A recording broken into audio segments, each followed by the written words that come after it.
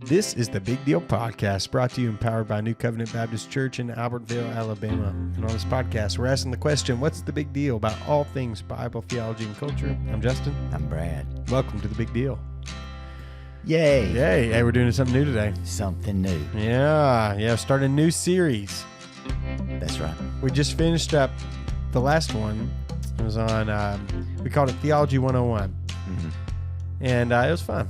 I think so. Yeah. Everybody learned a ton. Yeah, you know everything about theology now. Yep. And so now we're going to do something different. Should probably have a graduation ceremony. Yeah, we should. Yep. We'll be mailing out certificates. Yeah, well, as soon as we get your dissertation. If you can, yeah, that's right.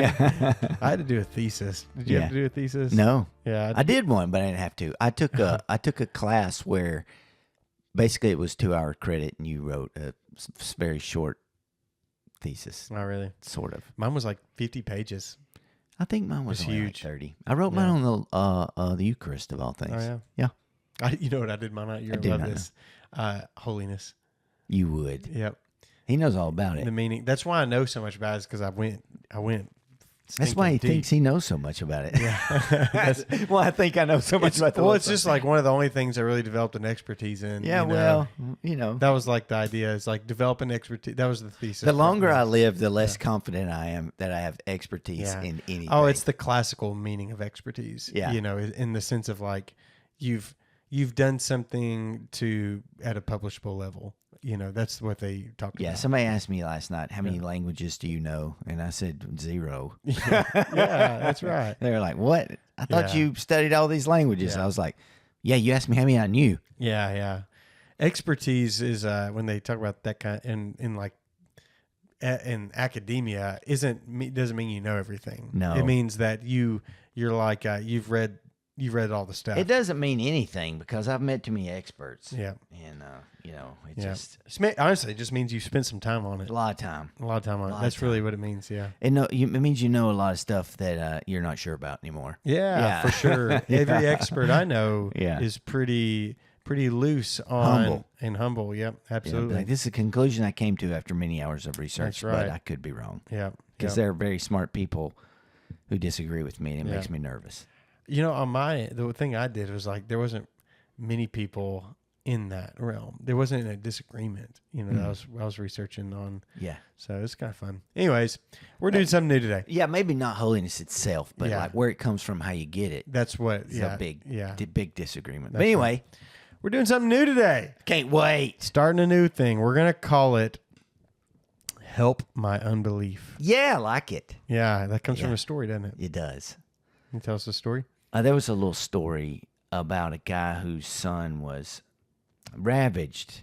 What was this? The epileptic son or the demon possessed son? I can't remember. Help My Unbelief isn't that one. Yeah, he did, because he couldn't. He said he wanted Jesus to heal his son, and he says, "Do you believe?" He said, "I do believe. Help my unbelief." Oh yeah, that is right. Yeah, That's what he said. Yeah. And I love that. Yeah. That was a great. We probably should look that reference up before we started this. Before we named it that, we both went from memory here. We literally made up this title 5 minutes ago. Yeah. Oh yeah, you're right. Yeah. What? Yeah. Mark 9. Somebody call Amy. It's so funny. Someone tell her. You know what I was thinking of? I was thinking of the what's the man who shows up at the temple and he's praying, and And the Pharisees there? yeah. Oh no, he said. He said something else.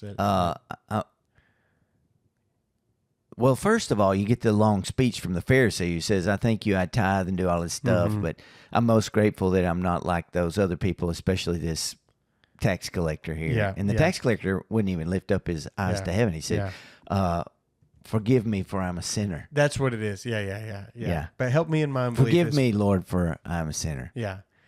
And He went home justified. He went home justified. Help me in my unbelief is about this father who, it's Mark 9:24 as a reference. I think it's a beautiful confession. I think so. It's great. He says, Jesus said to him, or he says to Jesus, I'm just going to read the whole story. Read How it. about that? It's so beautiful. Yeah. It'll help people. So, teacher, I brought my son to you. He has a spirit that makes him unable to speak. Whenever it seizes him, it throws him down. He foams at the mouth, grinds his teeth, and becomes rigid. I asked your disciples to drive it out, but they couldn't. He replied to them, Jesus replied, "You unbelieving generation, how long will I be with you? How long must I put up with you? Bring him to me." So they brought the boy to him. When the spirit saw him, it immediately threw the boy into convulsions. He fell to the ground and rolled around, foaming at the mouth. "How long has this been happening to him?" Jesus asked his father. "From childhood," he said, "and many times it has thrown him into fire or water to destroy him. But if you can do anything, have compassion on us and help us." Jesus said to him, "If you can, everything is possible for the one who believes." Immediately the father of the boy cried out, "I do believe. Help my unbelief." When Jesus saw that a crowd was quickly gathering, he rebuked the unclean spirit, saying to it, "You mute and deaf spirit, I command you, come out of him and never enter him again." Yeah, I like that story. Yeah, help me in my unbelief. It's possible to believe and be struggling with unbelief. Yep. And that's important for Christians to understand. Absolutely. Is that faith is not made perfect at all times in your life. You have moments of doubt, of problems, of issues, things that you believe and yet desperately would like to see evidence that those beliefs are validated. And I wish more people knew that. Yeah. And that's what we're going to talk about for the next several weeks. It are these intersection topics where we say in truth, we believe God, but this thing's hard. Yeah, and my unbelief. This one's hard, and I need help with my unbelief. These are the topics that can generate some doubt.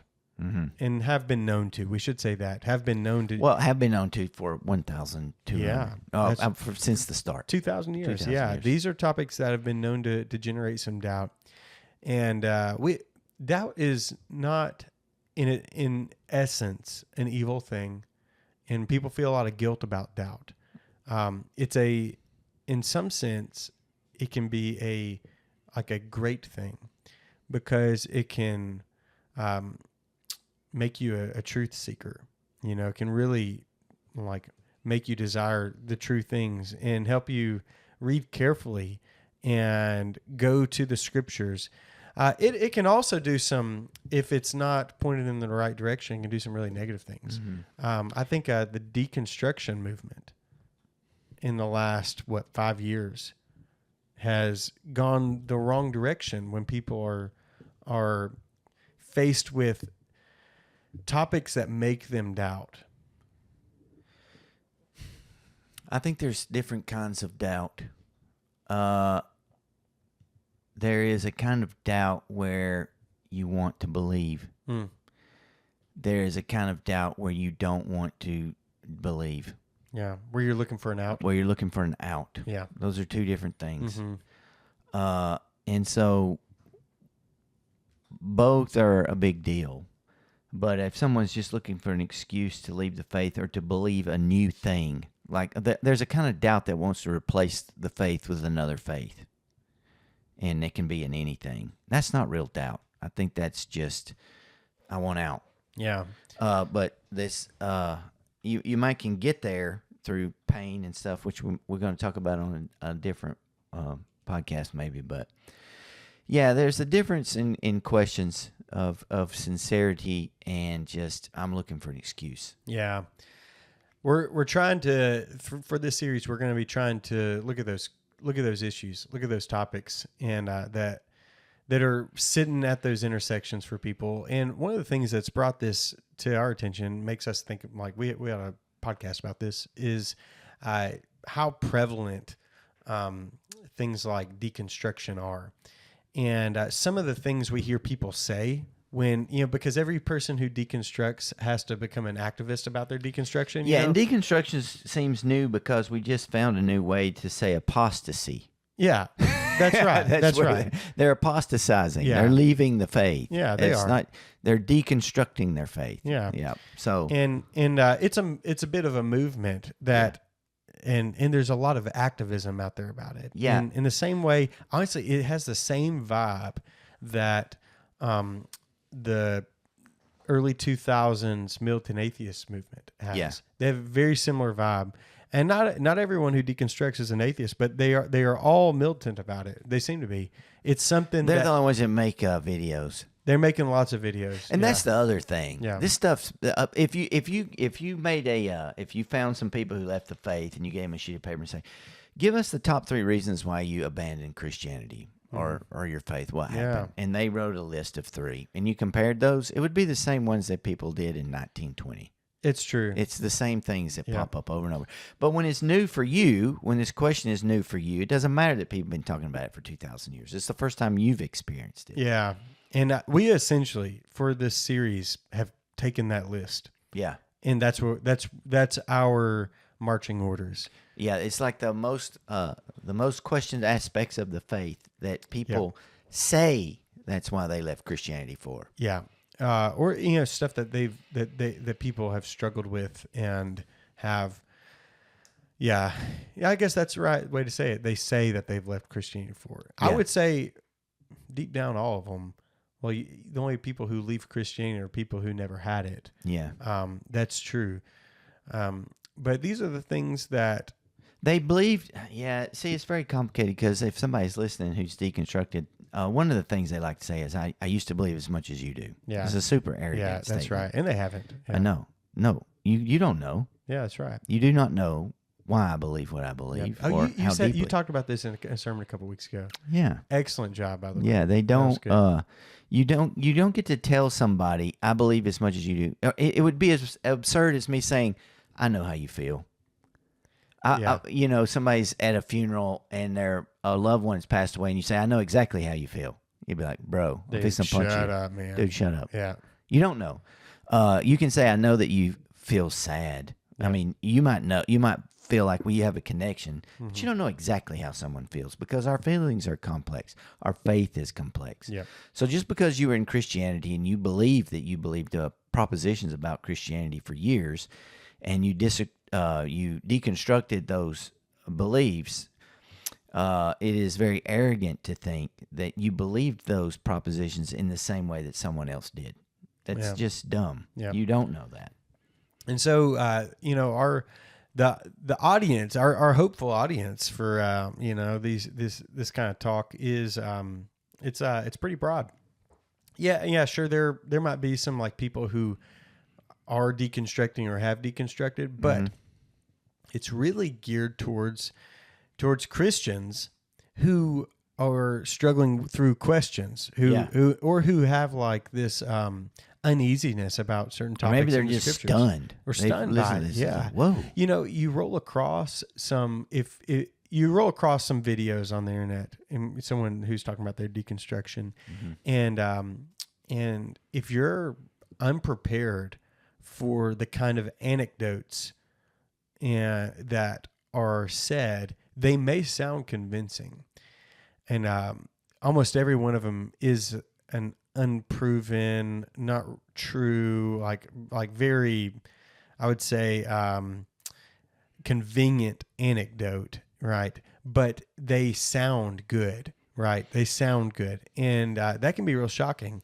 And so what we're trying to do, is cut through the smoke a little bit of their supposing smoking gun, and show like, hey, this is more complicated than you realize. And we've been talking about this for a long time. This hasn't come out of nowhere. No. And so this is for Christians. We're not talking about just personal experiences. We're talking about arguments that are made against Christianity. Yeah. Not just, I had a bad time at church and I realized it was full of a bunch of hypocrites. Yeah. Although we are going to spend one on that. We are going to talk about that. So here's to give you an idea some of the topics that we're going to be addressing. We're going to be talking about suffering and evil and the goodness of God in light of that. We're going to be talking about the exclusivity of Christianity, that the claim that Jesus is the only way. Yeah. We're going to be talking about sexuality, gender, and LGBT stuff, all those things. It's a bunch of a bunch of letters in there. We're going to be talking about the Bible and why we believe we can trust the Bible as a Yeah. source. We're going to be talking about hell, right? Hell's a big one. That's a big topic. We're going to be talking about hypocrisy in the church and amongst people. We're talking about maybe some specific things in the Bible, such as like the Canaanite genocide Mm-hmm. of the Old Testament, and some issues that get brought up a lot in those situations. And then, well, today's topic is going to be about science and faith. Yeah. Because I'm a man of science. yeah, it's been a science. That's right. A little Nacho Libre reference for you. Yeah, that's right. Um, One of the greatest Christian movies ever made. it really is. Yeah. It is. Oh my! I think it is the best one. I have to think about that for a little while. I mean, what else are you going to put up against Nacho Libre? I mean, it's one of the greatest feats of cinema of all time. Yeah. So I don't know. I mean, how come you have fat not been chance baptized? anything comes close to Nacho Libre. I know. Yeah. Wow. Lord of the Rings, maybe one of the greatest pieces of Christian cinema ever. The cinema isn't though as much. The books certainly are. Yeah, But it's true. the movies are not angled in that direction. You can get there, but you probably have to know the source material. You do. Yeah. Yeah. Yeah. Chronicles of Narnia. They Oh, were very good. Yeah. Not great Movies. movies though, you know. I'm gonna think about Yeah, it. you I'm keep gonna on think thinking about about it. it, And yeah. I'm gonna let you know later. Yeah. All right. Today we're going to be talking about science and faith. A big stumbling block for a lot of people, Oh, goodness gracious, man. and we haven't done ourselves any favors. No, we actually talked a little bit about this on. I would like to ask you questions. Oh, you go ahead. Ask me some questions. What are specific science areas where you see young people, being the student pastor that you are, what topics of science do they collide with that shakes their faith? It's almost exclusively origins. Origins, the creation. Yep. Cosmology. Almost Cosmology. exclusively. There are other issues like miracles, Mm-hmm. but those are tangential to. Well, honestly, in Creation. my opinion, cosmology is miracle, It is. right? I think so. It's what do we do with miracles? Yeah, it's about origins and creationism. Like, there's the situation we put kids in right now in the church and in the world. Like when it comes to like dealing with institutions, like there are places, there are churches that a kid will grow up in, where they will feel obligated to walk into science class, plugging their ears, saying "na na na na na na na na na" the whole time, and feel like they're doing the Lord's work. Yeah. That's people feel that. I get it. I understand the as we have seen recently in the news, the reticence to trust authorities who educate our children. Yeah. And that's a real thing. Yeah. Or what are they indoctrinating our kids with? Yeah. And the problem is that they suspect everything. Yeah. It's all suspicious. Yeah. I mean, you just get put in a tough situation. Any kid who loves to learn is probably going to run into, a documentary about, dinosaurs. Well, every or something. kid loves dinosaurs. Yeah. And you're going to run into that. And the very thing, what happened to them? Yeah. And somebody goes, well, they died, and there was a tremendous meteorite crash about 66 million years ago off the coast of the Yucatan Peninsula that killed them. I was like, wait, 66 million years ago? Yeah. My pastor said, The world's only 6,000 years old. yep. And so you see the situation kids get put in, these are like, 15-year-olds, and who they going to trust? Who are they going to listen to? And so this is a pretty common issue to deal with in student ministry. Is figuring out how to talk about this in a way that honors people, because the different camps generally have good intentions. You talk about let's talk about what are the different camps in when you talk about origins that we're talking about science and faith, right? Yeah. What are the different camps in the origin debate within Christianity. Within Christianity. Colloquially. Yeah. So we have old earthers. Yeah. They believe the earth is old. Young earthers. They believe it's the earth young. Yeah. I guess you got a proportion who are probably tired of it, and they're agnostic earthers. Yeah. It's like, I don't know. I get that. I don't know how old it is. There are camps that there are, I guess Biologos would be one of them, would be like intelligent design community for evolutionary thought. Yeah, it's Biologos, yeah. You can see a intelligent design behind it. I don't know. What else? What am I missing? Yeah, I think that's probably covering it for the. Now, what are the views on the outside of Christianity, the secular views about cosmology? Well, I think for age, they would say it's billions of years old, uncontested, that we arose through a process of evolution.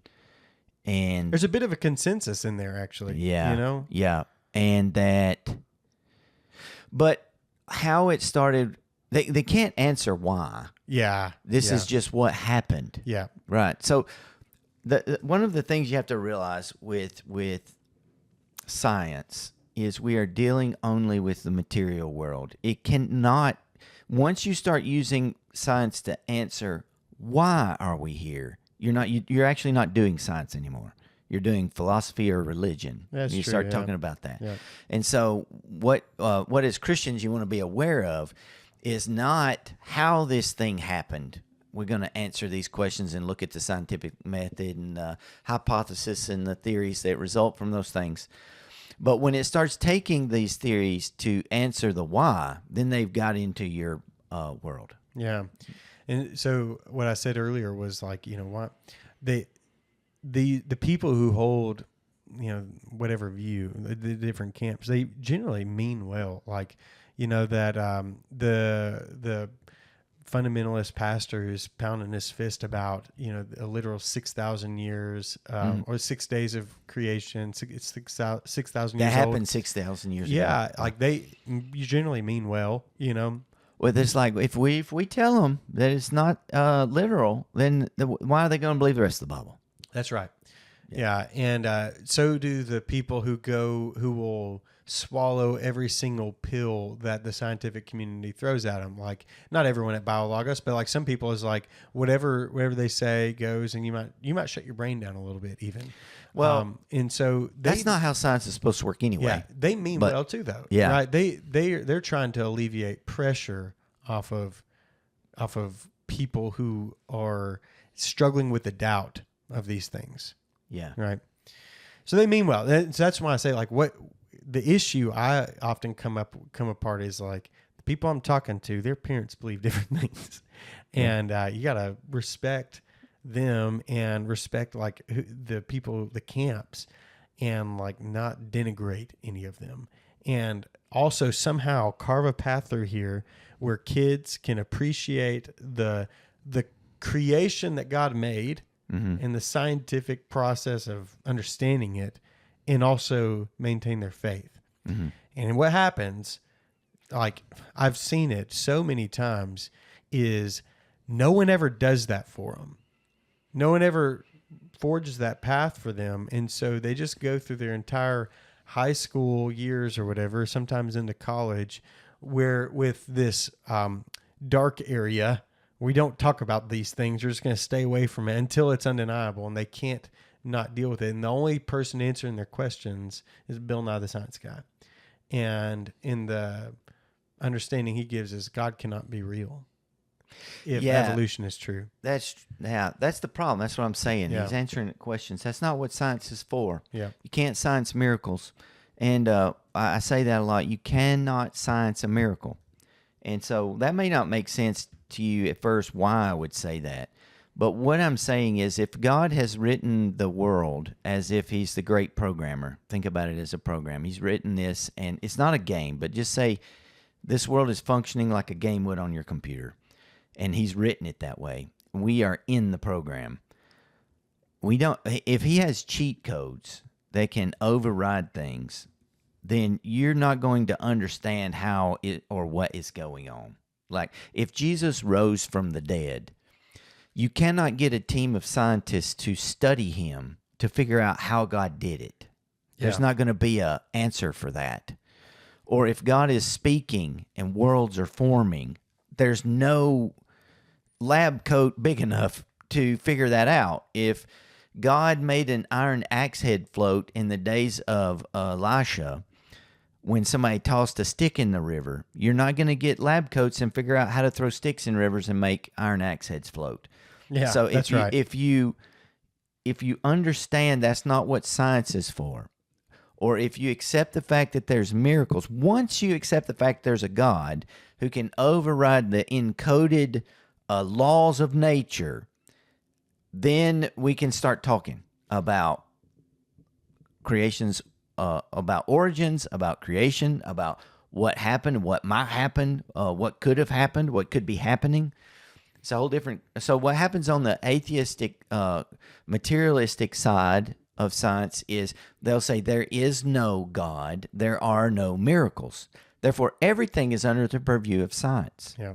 The big problem with it is like there is one undeniable miracle. Like that's the first thing to realize. There's one undeniable miracle. Yeah. That everyone has to accept and believe. Yes. It's like, you are here. You are here. Like, where did this stuff come from? They won't, you know, I think some of the more honest atheistic guys, they get close to talking the language of miracle here. And I think they would say, okay, it's almost a miracle. Because what's that guy's name? Brian? I know who you're talking about. Cox. Brian Cox. Yep. When he talks about it, it's like, you know, he's convinced we may be the only intelligent life in the universe, the only observer of the universe. Yeah. And the reason he gets there is a lot of reasons, and I don't want to speak for him. Look up Brian Cox. He's fascinating. Yeah. But basically, he's crunched the numbers. Yeah. And it looks like, man, if you just do the numbers, the odds of life arising on a planet is about 1 in trillions. Yeah. And it's super hard to fathom the number, because you would have, it might be something so large, you would have a better odds of winning the Powerball back to back than life arising on a world to get to where we are. And so that's a miracle. That there is something is a miracle. The Big Bang, scientifically speaking, is a that's the miracle. It's a miracle. Yeah. Why is anything here? Well, that's what it comes down to, is like, you know. But the minute you say why is anything here, you've stopped doing science. Yeah. You know, in a way. But you're asking the questions, fronting the question is like that there is a reality, there is matter and energy, and the consensus, the scientific consensus says that used to not be so. That used to be there. Everything you see and can experience has exploded out of a singular point 13 billion years ago, called the Big Bang. And who struck the Big Bang? Who did it? Wow, was something there? What did it? I mean, the earliest Christian philosophers were asking this question. Yeah, they were like, why is there something rather than nothing? Yep. And that's the one miracle no one can deny. You can avoid it, and a lot of them do. A lot of the people who are champions of the militant atheism, who are really responsible for causing this, this crisis, this tension that so many people there's find a few themselves. things that happened. You know, I mean, our science was the scientific method is new in human history, right? Yeah. And we didn't have ways. I mean, we've got stuff now, man. We can look at the original radiation background from the apparent start of the universe kind of stuff. That's wild. Yeah. We have telescopes that can look far into deep space, into if everything went naturalistically, it would have taken like 13 billion years to get here from there. Yeah. There's some we figured out all kinds of weird, wild stuff out there in the universe. Like, no matter what star or planet you're on, it always looks like the rest of the universe is going away from you. Yeah. That kind of stuff. Expansion. Yeah. Expansion of the universe into what? Yeah. Expanding into what? Yeah. These are questions. Yes. Right? That questions that ought to haunt people who are doubting the existence of God. Yeah. Right.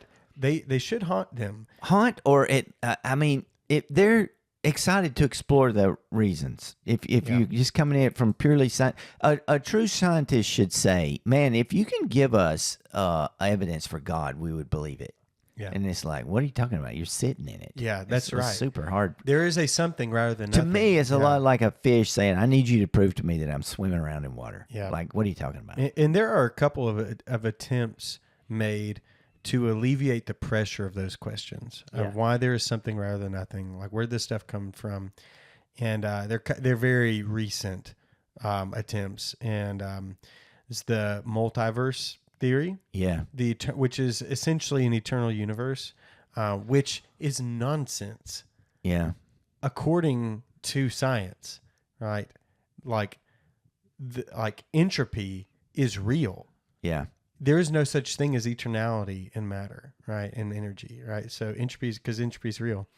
And so it's kind of a nonsense view, the multiverse theory.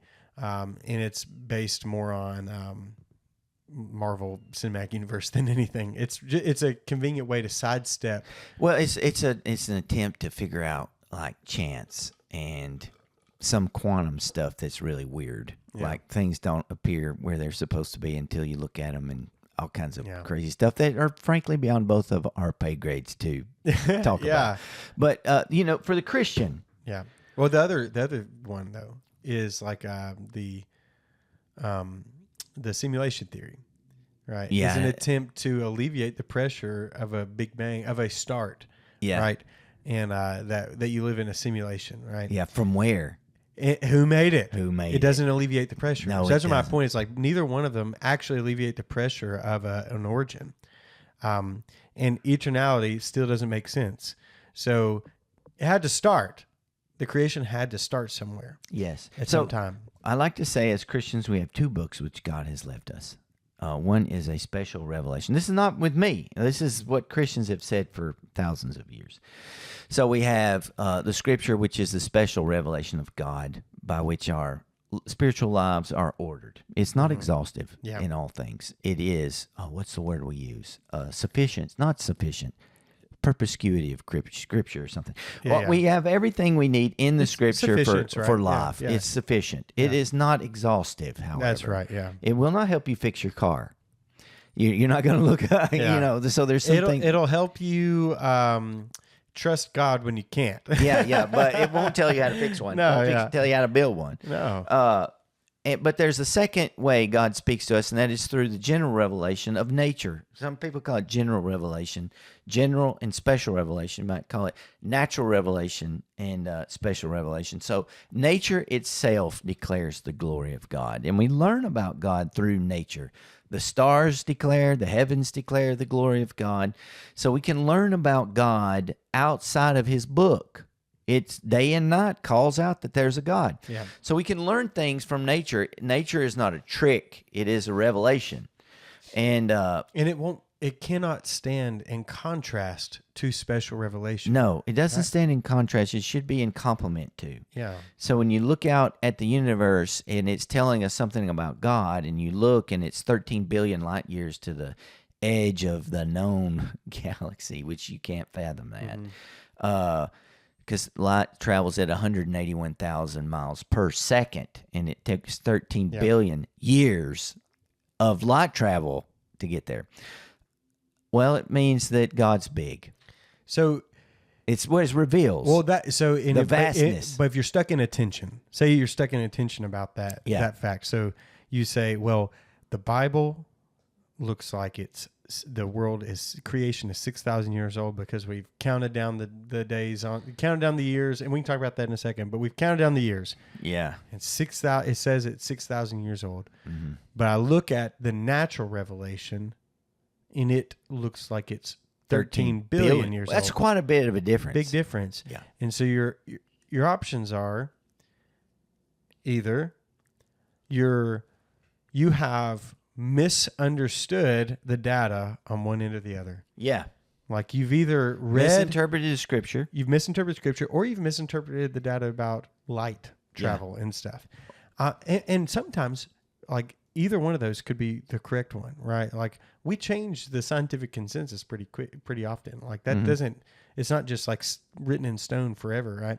And there was a time where no one knew anything about 13 billion years for the age, right, of the creation, the universe. And so you're either misinterpreting one or the other. And a lot of the tension that people feel about science versus faith comes down to misinterpretation of the data that you have, whether it's in special revelation or natural revelation, right? Yeah, because the discovery of, what is it, Göbekli Tepe? Göbekli Tepe. Yeah. If it is aged correctly, is... Well, I say it's 13,000 years. Yeah, it's 5,000 years older than the pastor might say the world is. That's right. And that's just this one civilization. Like, we have written languages and artifacts older than some people say the world is. Yeah. Human ones. We're not even getting into dinosaurs yet. Yeah, that's right. We're talking about human civilizations that radiocarbon date to older than the world supposedly is, much less a worldwide flood. Yeah, that's right. So, so what are kids supposed to do with that? That's right. Someone's misinterpreting data. Yeah, right. So what a lot of is wildly to me. This is crazy to me. What the young earther proponents do then is they take science. They're the folks who think the Earth is. These are what's the dude with the Noah boat place? Ken Ham. Ken Hams of the world that are like, well, clearly science is wrong. Yeah. And therefore they spend their time using science to try to disprove science. Yeah. Yeah. They look at the scientific consensus as like, this is all wrong. Garbage. Yeah. Radiocarbon dating doesn't work. Yeah. They'll say nobody was there to observe these things, and therefore you can't reliably say that they happened. Yeah. It's like, what? They believe that some of them believe dinosaurs were on the ark. Some of them believe. I think Ken Ham does. Does he? Some of them believe that they were left off the ark. Yeah. And they died in the flood. Right. Some of these young Earth people believe that. Some people think they're a trick. I've heard that before. Yeah, some people believe, some of the young the devil went around and hid dinosaur bones to fool you. And some young earthers believe that God just made the earth look old with dinosaur bones in the ground, right? Yeah. And it's a possibility. And it's a possibility too, right? And so... what did he do that for? I don't know. I have no answer to that. It's a possibility, but what did he do that for? Yeah, it's really hard to figure out a motive. I get it. There. So if you think about, I like to think about it as a computer program. I'm not talking about a simulation theory, but I like to think about it like the dudes who made the video game Skyrim, which is this huge, eternally generating world, right? And if they hid dinosaur bones as Easter eggs in the ground, you know, the guy in Skyrim doesn't know that just came online for them to play a game. It's possible God made the world that way. Yeah. I don't think so. Yeah. But it's possible. Well, it's possible. I mean, we talked about this a little bit Sunday night in our community group, and it was like, is it possible that God could have created the world to look old even though it's not? Yes. And, well, almost certainly it's possible in the sense that if he, people... Because he made Adam and Eve, they probably weren't little babies. They started as mature. Yeah, if, some of the times the question is posed like... is God powerful enough to create the earth in 6 days? Of course he is. He's powerful to create it in a single instance. He could destroy it in 1 minute. And if he created it in a single instance, all the animals are created aged. Yeah. Right. And so, of course, like he could do that. It's hard to figure out like why he would put bones in the ground, though. Like it seems really unnecessary. It's okay if God was messing around for 66 million years. And that's also okay. It's okay. Because he tells us, why did he make the Leviathan in the sea? He tells Job. And don't freak out about him saying Leviathan. It means a big sea creature. We don't know what it is. Probably a whale. And you know what the answer is? I like to watch him swim around. He said he liked to, the King James says he liked to watch him frolic. Yeah. So God made monster whales in the ocean because he was like, look at that thing. Look at that thing. Because he likes to watch them frolic. And we do too. Yeah. People pay money to go to Alaska to watch humpback whales jump out. In a second. Yeah. I don't think, it's like a mountain jumps out of the ocean next to you. Kadoosh. Yeah. A 70-foot long whale doing a belly flop for no reason. That's why God made that thing. Yeah. Why does he make desert flowers that no one ever sees? That's right.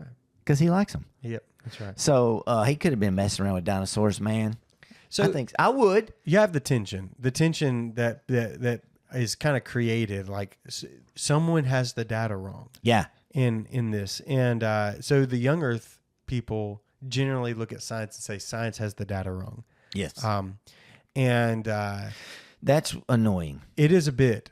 I think it's the toughest actually what's on annoying kids. to me is the way it's framed from their Bible end. They're like, if you don't read the first chapter, 2-3 chapters of Genesis in this literal short time period, then you are a heretic and do not believe the Bible. Yeah. There's only one way to read this. Yeah.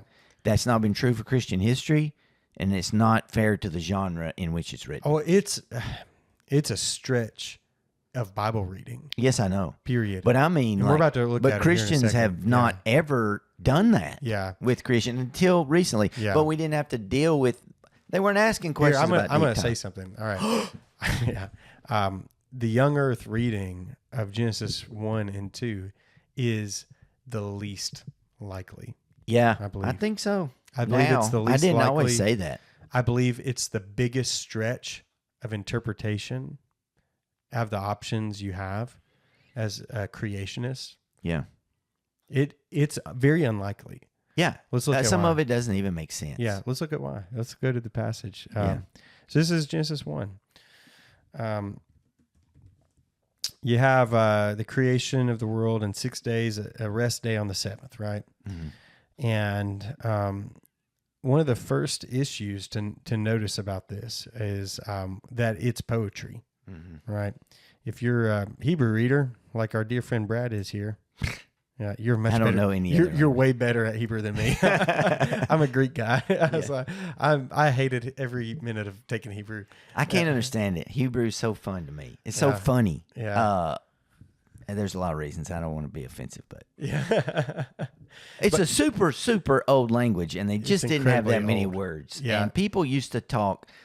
I hate to say this, but if anybody spent time in Hebrew, it sounds You'll like know. caveman talk. You'll know, And it yeah. is hilarious to Yeah, me. yeah. Not hilarious, but it's like, A big tove.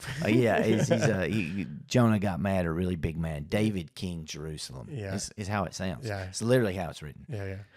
And so it's poetry though. Like this is not like narrative. It's not history. It's written in the sense that like in the Old Testament we have history. Mm-hmm. We have records, annals, and records like Yes. books in like the Chronicles. That's what history looks like. Dates, who's ruling. Here's how long they ruled. Here's what happened. Move on to the next one. Yeah, this is where I'll get in trouble as a heretic. Oh, you're not though. I know. Yeah. Here's the thing. It's funny when people call me a liberal. It makes me Oh, laugh goodness on the gracious. inside. Yeah, I know. you are not. No. But when I say this, people will think he's a liberal. who, what are you gonna say? I want to think. The genre of Genesis 1 is myth. Oh, It's creative myth. That doesn't mean it's not true. Yeah, that's right. When he's writing in this, he is writing mythically. He's taking us back to the primordial beginnings of the world to tell us how it was made, who made it, how he made it, and who's in charge. Yeah.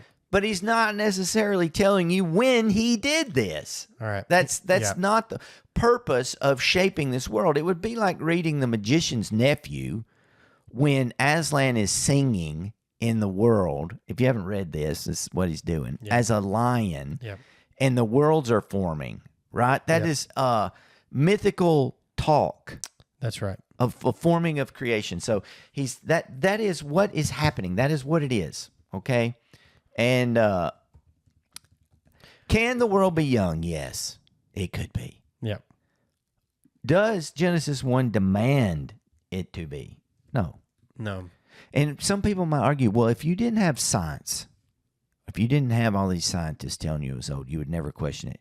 Well, maybe not. But I do have scientists. Well, I don't know. No. Like I think a careful reading of Genesis 1 that's really true because puts you into a situation. Well, that's true because the church fathers who lived way before any of this was controversy did not insist on that type of reading. Yeah. So the first thing I think it's important to bring up is when you look at the days of creation, you look at the whole thing. What earth is being created here? Is he even talking about the earth? Yeah. What? Looking at you, John Stillhammer. Yeah. What is being created here? And well, that's a different thing completely. I'm just talking about like, what does it look like? Mm-hmm. Like if you were to take it literally, and you're to read every sentence and take it literally, what does the earth look like at the end of the sixth day? And what you have is a flat earth with a firmament, a dome, a water dome over it. To which there's some guys out there who show up on my reels every once in a while who are like, yep, it's flat. Yeah, there's a reason that flat earthers are radicalized from the Bible, right? It's because Genesis 1 is about the creation of a flat earth. It looks flat. Yeah. So you have also that, there's just problematic reading it literally from the start because you don't get a sunshine until the fourth day and you've already got plants. That's right. Yep. And animals and things made. And so you have the earth is formless and empty. Darkness covered the surface of the what? The watery depths. Yeah. Yeah. That's because in like the ancient cosmology, everything emerges out of like, they called it in the primordial waters. That's what we call it. That's when we look back is like, and that's is separated between the waters above and the waters below. So the water is brought up to the top after the day and night is created. So whatever day and night is, without a sun yet. Yeah. When there's no suns, there's no stars or anything. There's water above, right? In verse 6, let there be an expanse between the waters, separating water from water. So God made the expanse, the firmament, the rakia, right? And separated the water under the expanse. Yeah, and where did the water come from? That's right. That's what I'm saying. Yeah. It's like, where did any of this stuff come from? What's he making it out of? Yeah. Yeah. And so, that's one of the things that Dr. Sandheimer talks about. Yeah. It's when it starts and it says in the beginning that God created the heavens and the earth, which we've said this before, but heavens and the earth is a very poetic King James translation we can't get away from. Yeah.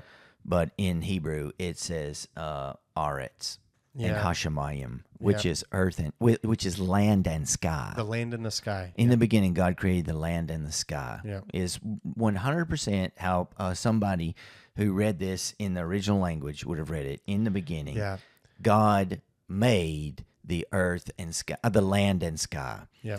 And that's supposed to be what is claimed, and I think is true, is a merism, which is like back and forth, means you went everywhere. Yeah. Your constant motion. Yeah. Land and sky means in the beginning, God created everything. Yeah. Boom. Yeah. Everything is made. And then now he's going into the fashioning of the thing he made. So that's why water's already here. It's why there's a firmament here. Yeah. God's already made the materials. Yeah. Maybe the stars already up there. Maybe not. Maybe not. It seems like they're not. And so like on the the third day, he let the water under the sky be gathered into one place and let the dry land appear. So you have like earth and the sea, right? Mm-hmm. And let the earth produce vegetation. So there's all the plants and everything, all the seed-bearing plants according to their kinds and trees. There are no suns. Mm-hmm. There's no sun. There's no stars. There's just some sort of light, right? Where's it coming from? Who knows, right? Then God said, let there be lights in the expanse of the sky. Now, this is when he makes the sun and the moon and all the other stars, to govern it, right? And then you have the water is filled with living creatures. And then on the sixth day, you have the earth is filled with living creatures. Lastly, humans, so here right? I want to say this to somebody who says we must take Genesis chapter 1 literally, right? Yeah. So we have 3 days before a sun is there to govern the day. How are we demarcating days? Because what is a day? It's a revolution of the earth. Yeah. Around, but it's a spin. just spinning. The spin. Yeah. So the earth is just out there, but we're marking it by it's spinning, and we see a day, right? We got a sunshine, and then we got a nighttime. Yeah. A day and a night, a day. So it's just spinning out there around what? Just spinning through space, and there's no it would sun. Be darkness. Complete darkness, right? Well, there's light, but where is it coming from? Yeah, I don't know. How are we marking the passage of time? Just on the spin He spun the world. Well, that's the point. You can't logic it out if you're looking at it from a naturalist point of view. And that's what the young earth people are doing. They are secular naturalists who are trying to read Genesis 1 as a secular naturalist.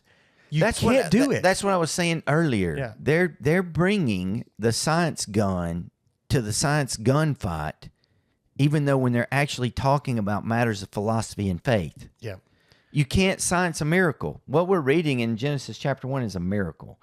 And what I'm trying to get you to see here is you just can't take it straight literally, or you have to start coming up with all these explanations of how was there a day? Yeah. Where did the water come from? Yeah.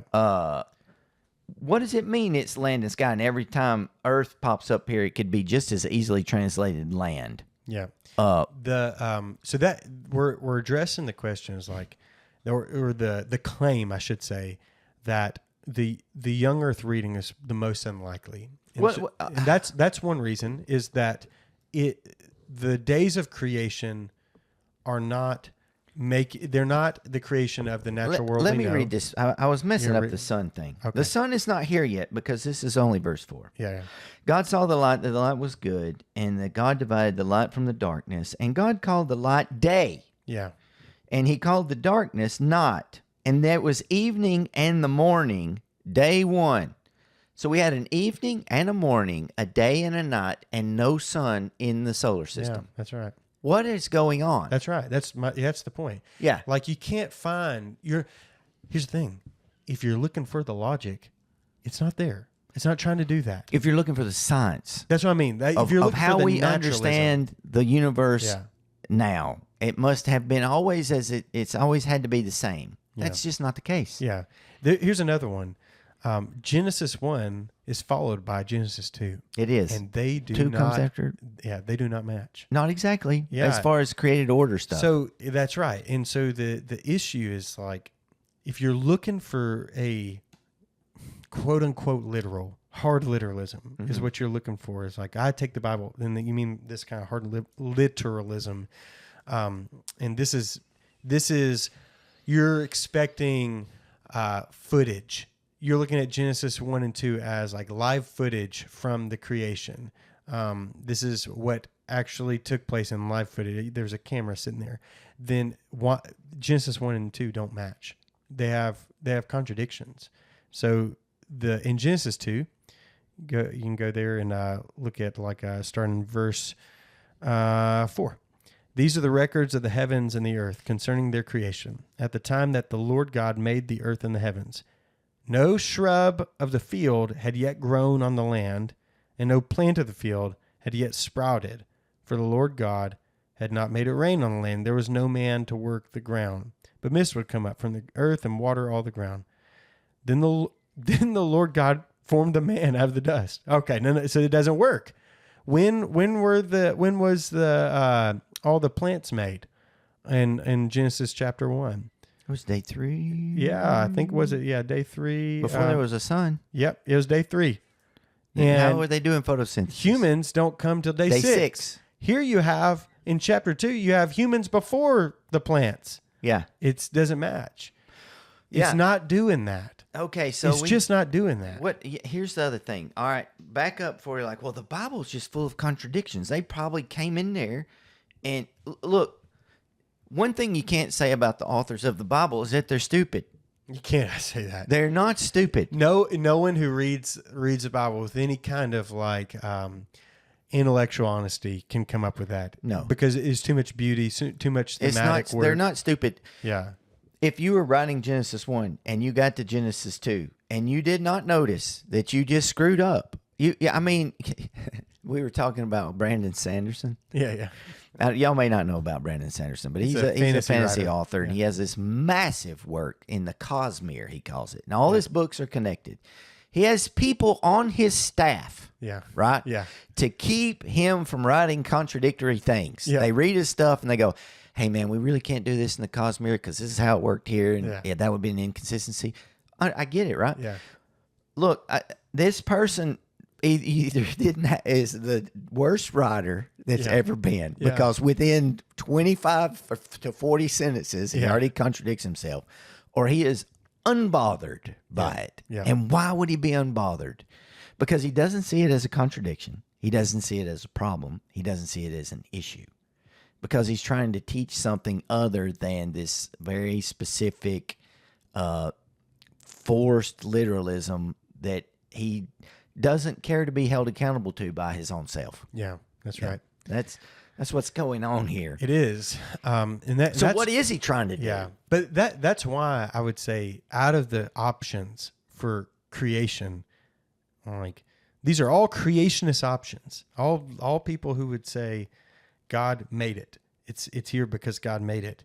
The young earth is the least likely in the biggest stretch of interpretation because of these issues. And not only that, the whole thing, and we've talked about this before, but saying it was 6,000 years ago, you would think that, there must be like an easy way. Oh, there's a dating system There's here. an easy way for them to figure out it was 6,000 years ago. It's not. No. It is not easy. Where did that number come from? Yeah. They had to go all the way to Judges somewhere. Yeah. Was it? It's I think it's in Kings, Samuel Kings or something. There's the eclipse. Is it there? It's somewhere around there. There's this eclipse that we have recorded, right? It's recorded extra biblically, and then so we can date the eclipse, and then from the eclipse they can roll it back, all the genealogies. Yeah, they can roll it all the way back to Adam, and they get 6,000-ish years. Yeah. Yeah. Never mind that the dudes were living 900 years. And if they just skipped a few, it could be, well, they might give you, some might have been skipped in the genealogy. It might be 10,000 years old, but that's the oldest it can possibly be. Yeah. That's what they say. I just don't think our premise at the beginning of this was someone has the data wrong. Someone's misinterpreting the data. I would say when it comes to like the young earth view, they're misinterpreting the biblical data. Like they're misinterpreting it because they're trying to force a genre onto the creation narratives that the author clearly did not intend, or he contradicted himself inside of 40 verses. Yeah. He didn't mean it that way. No, he didn't. So what did he mean? That's right. And I think that the most important thing you should always ask yourself whenever you're doing Bible interpretation is, who was this written to? Mm-hmm. And for what purpose? If you can get there. The early readers of the Bible didn't even understand stars necessarily as the stuff in the sky, flaming balls of gas. No, certainly not. They were reading the stars as angels. Yep. That's right. They were in charge of the seasons in the... Yep. And in Psalms. Yeah. So they would be mystified at how we are reading Moses here. That's right. So who wrote it? Moses wrote this. Yeah. Right. Who's the first audience to get Genesis chapter 1 and 2? The children of the Exodus. That's right.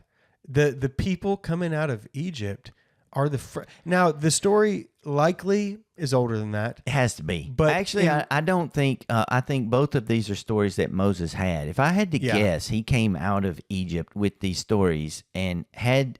I don't want to say different stories in the sense that they're contradicting one another, but I think he had two narratives here, and he put these two things together in Genesis to give us, under the inspiration of the Holy Spirit, to give us an understanding of who the Creator is, the poetic nature of how it is made, and that when he wrote it, he put these two things side by side. Yeah, but maybe more importantly is like, what is the story doing?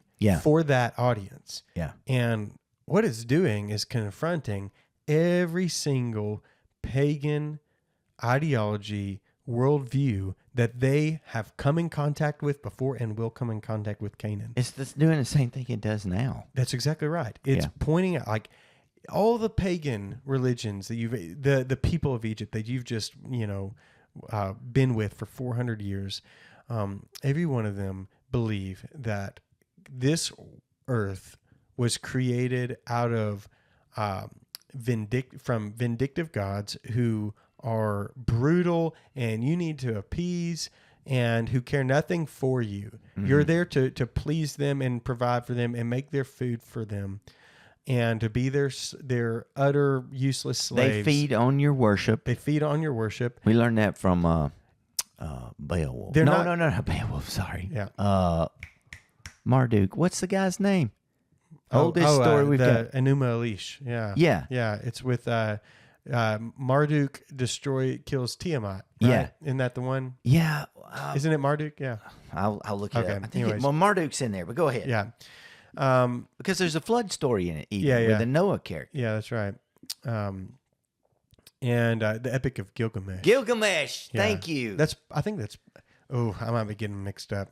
No, Gilgamesh is in there. The Enuma Elish has something to do with all that too. I was thinking the Epic of Gilgamesh. Yeah. So yeah. Anyway, go ahead. Anyways, it's the gods are capricious. Each god is in charge of something, and there's no one creator God. And so when you get to Genesis 1, all of the tables are overturned. Yes, and there's a massive difference between human beings and the gods. Oh goodness gracious! This gap could never be bridged. Yeah. We're basically food for them. Our worship is food for them. Yeah. They are primordial expressions of natural catastrophes and powers. Yeah. They're not human in any shape, form, or fashion. Yeah. And Genesis teaches us that we are the children of God in the image of God. It's so radical. And God's first inclination towards human is blessing. Blessing. Yes. He blessed them. And Yeah. it said, "Be fruitful and multiply." We're made in His image and His likeness. It's a radical, different He worldview. cares for them. God, this is So Yeah. think about this. In pagan ideology, the world is made out of sometimes it's like this god killed this god and he made the world out of its corpse and the droplets of that god's blood sprang up into humans or whatever, and it's all this wild stuff, and they have to worship the gods to appease them, or the gods might kill them at any time. In the Genesis account, God cares enough for these children He's made in His image to put them in a garden where they will never lack for anything. They rebel against Him. Not they're having to appease Him. They rebel against Him, and He takes care of them and clothes them and promises them He's going to fix this. Yeah. He's going to fix it. That's right. It's It's a polemic. It's Yeah. the way people talk about this is like polemics. You see it every election cycle. It's like this is just like a stark contrast to the other side. This is a stark contrast to the other side, which is pagan ideologies. God is not like them. The true God of this universe is not like these capricious, hateful beings. He loves you. He's blessed you. He cares about you. He's for you, The right? problem with your separation is not because of Him. Yeah, It's because of you. that's right. And He wants you back. Yep, that's right. And so that's who is receiving Genesis 1 and 2. And what's that have to do with science? It doesn't have much to do with science at all. Right. And that's my point. Yeah. This does not have much to do with science at all. Dare I say zero things to do with science. Yeah. The point of Genesis 1 to 2 is not to tell you in what manner, in a footage sense, like the live footage sense, God created the world or when. It's to tell you that He did. Yeah. That you are made in His image, Yep. that He loves you and cares about you, and that He made everything. Yeah. He made it all by the word of by His spoken word, Yep. and He holds it all together by His will. And it's about humans. Yeah. Like the story's about humans. Yeah. Like It doesn't mean there weren't other stories. There were. Yeah. There's stories we don't know about, and it might be dinosaurs. But one of the stories we don't know about, just biblically speaking, we don't know the story of the angels. Yeah, that's right. It's not there. Is there a story of angels? I'm sure. That we know there is, Yeah. right? They fell out of the sky. Yeah. What preceded that mess? Who knows? We have speculation. We don't know. Yeah. There could be a whole Bible written, I am sure, of the acts of the angels. Like God could have written a book that we could have found. It was called The Acts of the Angels and the Fall of Lucifer. No, boo. the Acts of the Angels and the Fall of the Accuser. Yeah, yeah. It could have been a prequel Yeah. or, I don't know, a simultaneous. Yep. We don't know. But it's not written for us. It's not written right? for us. So He didn't write a book about the angels. Yeah. He did not write a book about the dinosaurs. Yep. He didn't write a book about a step-by-step how to make universes. He didn't do that. He's doing something very specific here. And actually, we're a blip. Yeah. And this is a small amount of time Yeah. that's going to happen between the creation of mankind and his accountability to God until the end when we join him in eternity. That's right. It's a small amount of time. And so out of, when it comes to the options about, what we say, when it comes to the tension that people have about science and faith, and someone is at fault, either people who are interpreting the biblical data, special revelation, or the general revelation. And generally, I would say that when there is a tension there, it's generally people interpreting the scriptures, the special interpretation wrong. Man, or the special revelation. The bummer about it. Yeah. Okay, here's what the bummer is. Science is awesome. I wanted, my kids are grown now, but I wanted them to marvel at creation. Deep time bothers me none. The science is given to us as a gift from God to reveal us things about God. Mm-hmm. I believe that.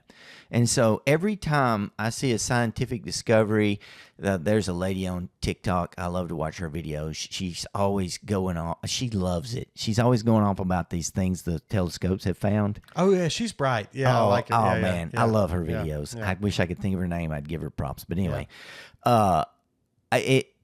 I love it because it teaches me things about God. Yeah. When I learn about the universe, the vastness of it, it sounds exactly like the psalmist when he talks about the stars in the sky and the vastness of it. What is man that you consider him? Yeah. When you look and there's a little nebula out here we discovered that's 9 million light years across, just this one little thing in this one little spot of the universe that's there. I'm like, wow. Yeah. Or you read about... or you look at this, these dinosaurs that are being dug up that are, man, I don't know, 60 feet long, 30 feet long, these massive things that walked around on the earth, the Triceratops with his 3 long horns and the Stegosaurus. These things are incredible to me. Yeah. Oh, and that Tyrannosaurus Rex may have looked like a bird, by the way. Yeah. Just wild stuff. Yeah. That I love it. Yeah. I would love to get in a time machine and look at that stuff because it feels like, I don't mean this disrespectfully, Lord. I feel in my bones that God has a childlike wonder at creation that He's playing. Yeah. I'm not saying it's not serious. Yeah. But I feel that the joy God has in the things that He's made is a childlike joy. It's fun, like watching a child play with his G.I. Joes or something. Do you remember the section of Paralandra? You read Paralandra, didn't I did. You? Yeah, it's the C.S. Lewis space trilogy when he talks about growing older than God. Yeah. Remember this? There's like and the idea is like that's not a good thing. Like, no. But there's this mentality people have where they think it's maturity, and but it's actually losing that joy.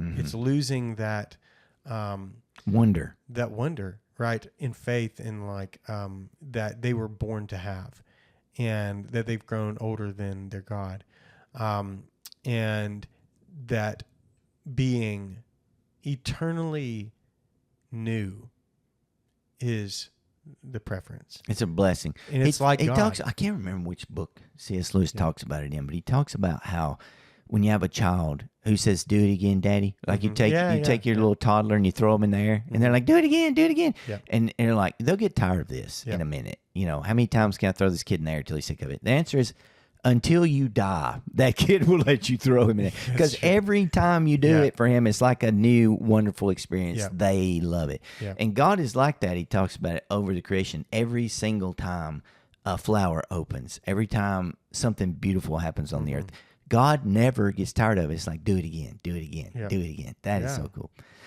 But God, that's eternal joy. That's eternal joy. You're far less happy than God is. There was an atheist scientist who didn't believe in God, and I can't think of what his name was. But they were talking about him. He studied insects of all things, and they asked him if he believed in God. He said, "I don't know if there is a God, but I can tell you if there is, he is inordinately fond of beetles. Because there's like 6 billion kinds of beetles on the earth. And that's what they got studied. That's funny. It's funny. Yeah. You think about, why are there 6 million different species of how many beetles? stars are there? Yeah, he just likes them things, man. Yeah, he likes does. beetles. And so the vastness of the universe, like, it says something about God.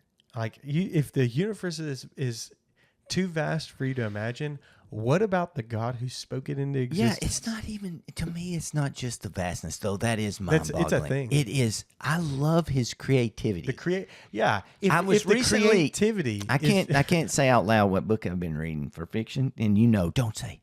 We don't want to influence people to my bad habits, but the unending creativity of this author in the hijinks that his character gets up to, I rejoice in it in my spirit. Yeah. I'm like, how did you think of all this It's stuff, really brother? incredible. It's yeah. incredible. Yeah. And I think of that the same way with God. Every single time I hear about stuff, I don't care what we were in. Zoe and I went to Mammoth Cave. Yeah. And there are these fish in Mammoth Cave system deep down in the bowels of the earth that have no eyeballs. Yeah. They have no eyeballs because it's perpetual darkness down there. Yeah. And they can go 2 years without eating anything because there's no food down there. I mean, so little food. Yeah. There's nothing to eat. It made me think of all the Dungeons and Dragons stuff, dwarves living underground. I'm like, these dudes starve to death. There's nothing to eat down here. It is dirt, rock. Now, there's some pure water down there, but nothing lives in it, dude. Nothing. Yeah. Except these little blind fish, and there's these little bitty shrimp-like things. Every once in a while, one of them will croak, and finally that fish with no eyeballs gets to eat. Mm-hmm. But I was looking at that, and I was like, God is making stuff. Right? And he makes this massive cave system and all the stuff that goes through it. And then somewhere down there that nobody will ever see, there's this little pool of water about the size of this room that will never dry up. It's just there forever, pretty much. Mm-hmm. And there are these little bitty 1-inch long fish in there that just swim around with no eyeballs. Yeah. And it's like, what do you do that for? Because he wanted to. I mean, He liked to watch them frolic. he just thought, I'm going to put some little bit. I think it's a lot of reasons he did. It's like, one day, some of my kids are going to come down here. They're going to be spelunking. They're going to find this big old cave, and I'm going to put some fish in this water that don't have any eyeballs. And they're going to be like, what is this? Yeah. And some guy's going to, like, spend the next 14 years of his life studying fish with no eyeballs because he's so crazy about them. I'm not joking. That's right. Yeah. Like one of his kids is going to go down there and like for a living, Yeah. I'm going to go spelunk in caves and find these little bitty fish that don't have any eyeballs. And what do you think about that guy spending his life researching eyeballless fish? God, he's like, I love that guy. Yeah. Hey, look at that guy. That little fish nerd I made. I love that guy. Little fish nerd. I made that fish for that nerd. Yeah. Yeah. I made that nerd for those fish. Yeah. Why not? Yeah. No, I think it's. I mean that in the most complimentary way. If you're listening to this and you studied blind eyeballless fish, God loves you. Yeah, that's right. He's tickled you love his little Yep. thing that he made. Yeah. The tension between science and faith is an illusion. It's not real. You know what they used to call the study of theology What? in Luther's day and What's before? that? The queen of the sciences. That's right. Because they thought for you to have a motivation to study the creation, you first must start in philosophy and theology. Yeah. That gives you a reason to care about it. Yep. I think that's true. The queen of the sciences. Queen of Sciences. Yeah. Yeah. Yeah. It makes sense to me. Brad, what view do you have about the cosmology, the creation? What do you mean? What's your how old it creation- is or yeah, something? stuff like that. Whatever that is. I don't know. You're an agnostic. Well, I'm with not it? agnostic. I will say it looks like it's really old. I Yeah. think it probably is really old. Yeah. And I like the idea of it being really old better because I like more story out there. What about evolution? What do you think about that? Oh, I don't have the expertise really to delve into it. I will say it doesn't make scientific sense to me, some of the jumps that are claimed. from species to species. Yeah. Seems very apparent to me that microevolution, by micro, it doesn't mean just little bitty. I think things can change a lot. But it seems to me, from my limited understanding as a theologian and a person who's not a evolutionary scientist, that what you're going to get is pretty much baked into the DNA from the jump on creatures. It seems like things in Genesis, when it talks about things being made after their kind, again, I'm not trying to over-science it, but it seems that things generally stay in the shape and size that they would. Probably not size. Maybe not size. They can get bigger. Yeah. But it's in there. You don't think like you're saying like it's just hard to comprehend how the jump between a bacteria and a human. Yeah, so I was watching this. I love to watch these things. I was watching this thing about I can't remember if it's called Cambrian or The Cambrian Cretaceous. explosion. Yeah, 66 million years ago, right? No, that's way older than that. Yeah, well, the one I'm talking about was 66. There's been 4 extinction events. The last extinction, the dinosaur extinction event was 66 million. Yeah, so 65 that million. one, like 3/4 of all living things on the world died, right? According to science. Yeah. And so there were no people. Yeah. And so what they said in that is the things that lived were basically burrowing creatures and stuff that lived in rivers or water. The only thing that survived that. And then as a throwaway, they said, yeah, and one of these little burrowing creatures that probably looked like a mouse is what human beings came from. I'm like, I don't think it works like that. Yeah. I don't think it can work like that. I don't think we can get that far. Yeah. I think it's fair. Yeah. And I think in my head canon, the world is old and God was playing around with a lot of stuff just for funsies. I think we were in his mind from the foundation of the world, though. And then one day, I think he made a special creation called Adam. I think that's what happened. And I don't know. That might have been 6,000 years ago. Yeah. You think the humans are different? Yeah. Okay. I don't think we came from apes. Yeah. That's fair. I think Well, let me say this. I believe in miracles. I believe in miracles. I mean, I think a dude came back from the dead, and he was truly God and truly man. Mm-hmm. So thinking at some point God's like, all right, now's the time. I'm going to make a garden spot and put one of our image bearers in it. And everybody's like, what? I mean, maybe them other 66 million or 50 billion or whatever years it was, angels were running around fighting each other with swords or something, riding dinosaurs and... I have no idea. I literally have angels riding dinosaurs. Angels were riding dinosaurs and doing stuff, and Michael and Satan were buds. Yeah. But Satan was going bad. Everybody should have seen it coming. Yeah. But they didn't. Yeah. And it was a big. There's a long story God hadn't written for us yet about that. But I think that Michael and Satan at one point jousted on the back of Tyrannosaurus with flaming swords. Why not? I don't know. That's your own speculation, yeah. It's the stupidest thing I've said all day, but if it turned out that happened, I'd be like, that's a great story. I love that. That's amazing. I'm more agnostic than you are about it. You don't know? I don't know. I don't even care. Like, I'm fine with all of them. Yeah, I don't care. Like the people who are like the theistic evolutions, I'm like, that's fine. That's fine. I don't care. Yeah, I don't care that much. If I do care not in the, oh, you're not a Christian way. I care in the, oh, what story does it tell way? Yeah. I like the story. I'm okay if we came from chimps. Whatever the monkeys. best story is, that's what I want, that one. I don't actually like monkeys. It's like it's just a speciesist thing I have. I don't like monkeys. They throw poo. They're annoying. Yeah. I don't want to have come from them. Yeah. But it makes sense if we did. I mean, I know a lot of poo slinging, annoying humans. So. Yes, man. We do it on the internet. Yeah. Man. Sling it. Yeah. So I'm fine with it. I'm fine with every creature created, at different points, just instantaneously by God, whatever, that kind of stuff. I'm looking forward to see what it was. Yeah.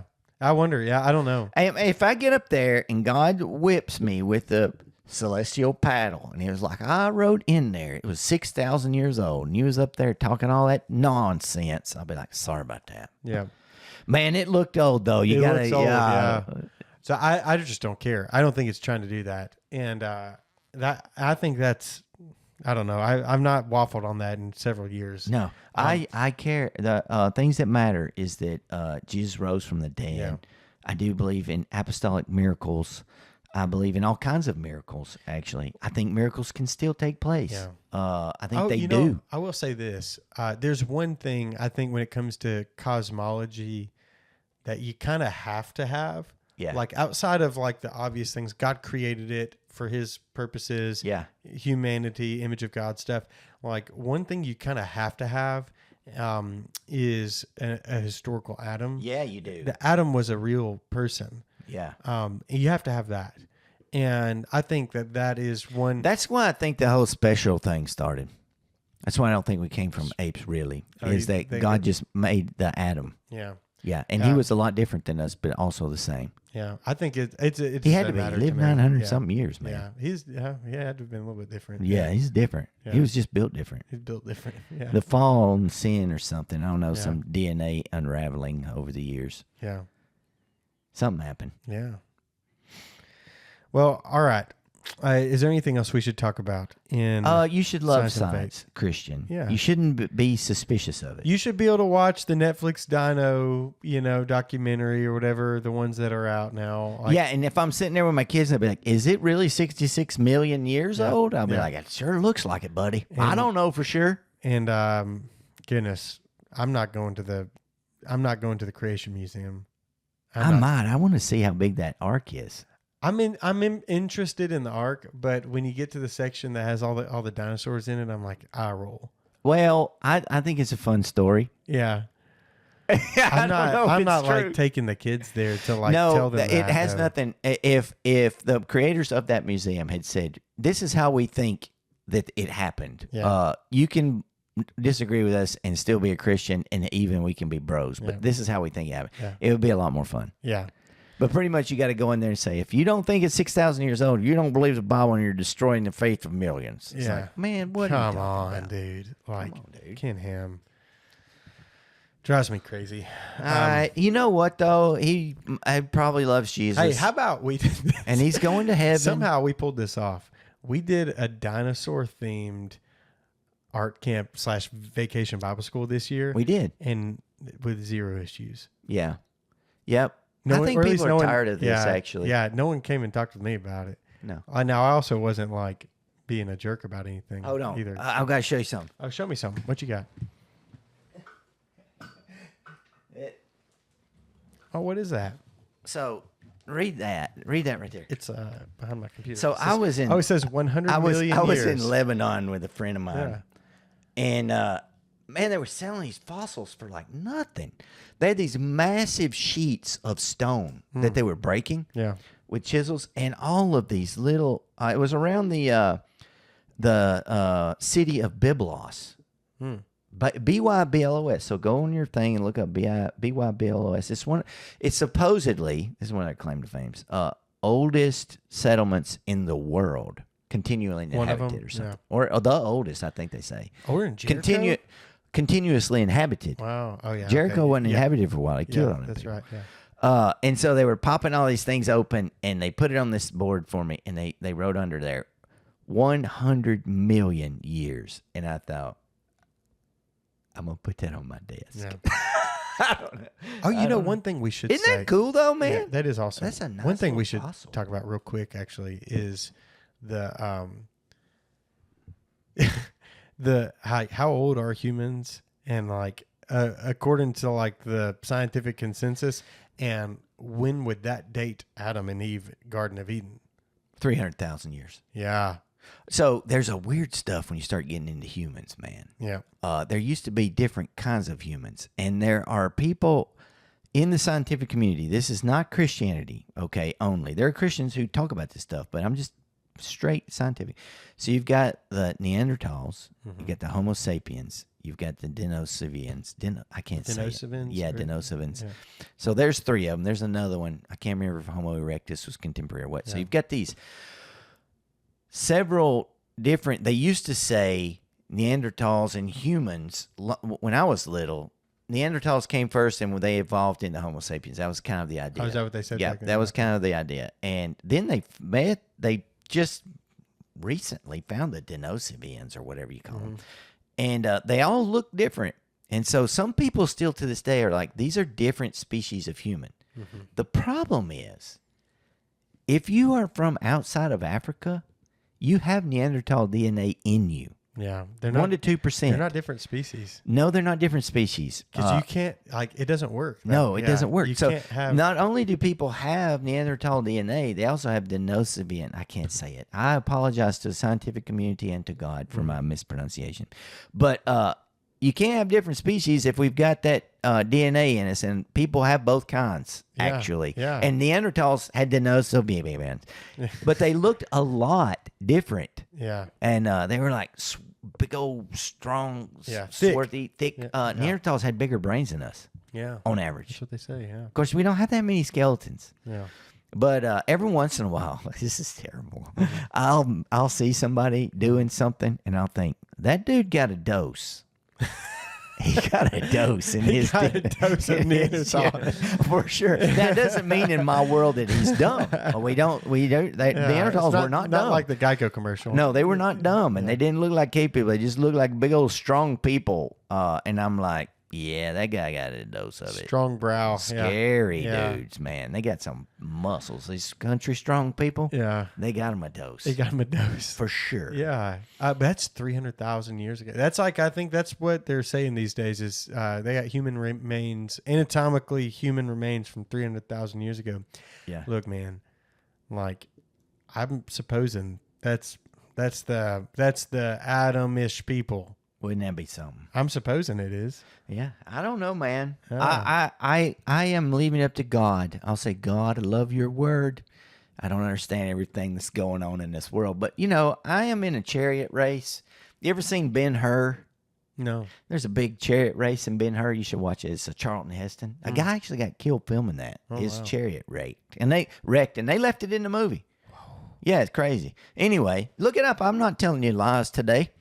But I'm watching that chariot race, and did you ever read Chesterton?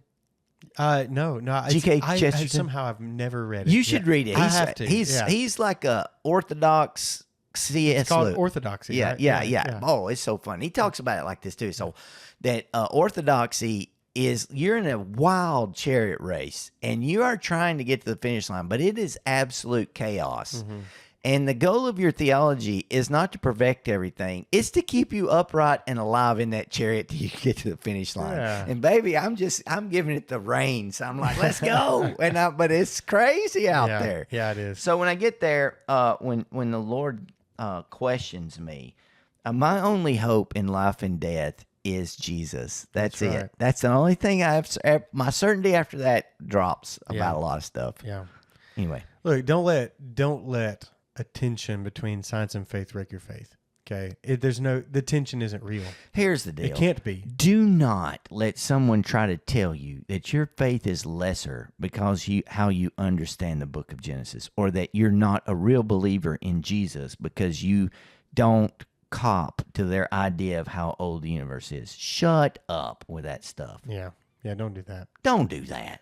Yeah, and How dare Hey, they? how dare you say Yeah. such things? What ridiculousness. yeah, There. that's right. Yeah, and man, take another look. Maybe you're like, how about you take a good close look at Genesis 1 and 2 on your own, and like if you're sitting there and like, man, I don't know, I feel really uncomfortable about what Brad and Justin are saying. Yeah. Take a close look at it and read it for yourself. Did you ask yourself this question? Okay, let's just be honest. Don't you? I can't think of a nice way to say this. Don't you bullcrap yourself.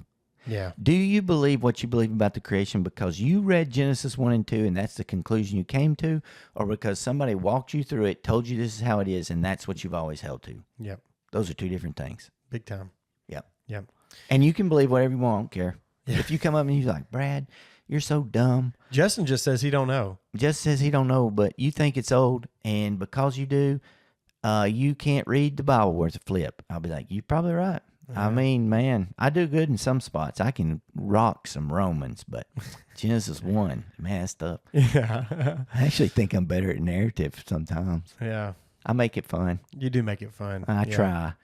All It's right, because I love guys. stories. Yeah, it is. I think that's all the time we got today. Well, it was a good time. It was a good time. I'm looking forward to this series. I think it's going to be Yeah. good. Yeah. I hope it's helpful to you. Are you encouraged? I'm so encouraged. Yay. Yeah. We'll see you guys next time. Have a good one. All right, bye.